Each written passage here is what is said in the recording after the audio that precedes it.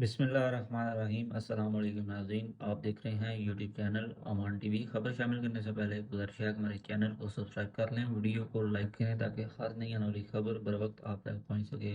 ناظرین، آپ سے کچھ دیر قبل سوشل میڈیا پر ایک خبر سامنے آئی، اور خبر یہ ہے کہ سابق ایم این اے چودھری عابد رضا کوٹلہ نے گجرات شہر کی سیوریج میں مبینہ مالی بدعنوانی پر ایک اہم بیان جاری کیا ہے، جس میں ان کا کہنا ہے کہ گجرات میں سیوریج سسٹم کی تباہ حالی پر جو حقائق سامنے آئے ہیں وہ ہر باشعور شہری کے لیے لمحہ فکریہ ہیں۔ ایک ہفتے سے کئی فٹ پانی پورے گجرات میں کھڑا ہے، گلیاں ندی نالوں کا منظر پیش کر رہی ہیں اور عوام اذیت میں مبتلا ہیں، جو برسوں کی مجرمانہ غفلت اور مبینہ مالی بدعنوانی کا نتیجہ ہیں۔ گجرات کے چودھری برادران گزشتہ کئی دہائیوں سے حکومت میں ہیں، وزارتیں، مشاورتیں اور اقتدار کے ایوانوں میں مسلسل موجودگی کے باوجود ان کے آبائی شہر کی حالت آج یہ ہے کہ گلیاں گندے پانی میں ڈوبی ہوئی ہیں اور شہر کی عوام ایک کرب سے گزر رہی ہے۔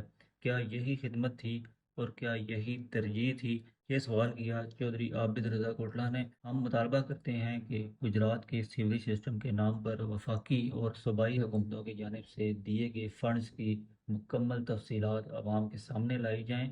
کس منصوبے کے لیے کتنی رقم آئی، کہاں خرچ ہوئی، اور اگر خرچ ہوئی تو نتائج کہاں ہیں؟ گجرات کے عوام اب مزید دھوکے برداشت نہیں کریں گے۔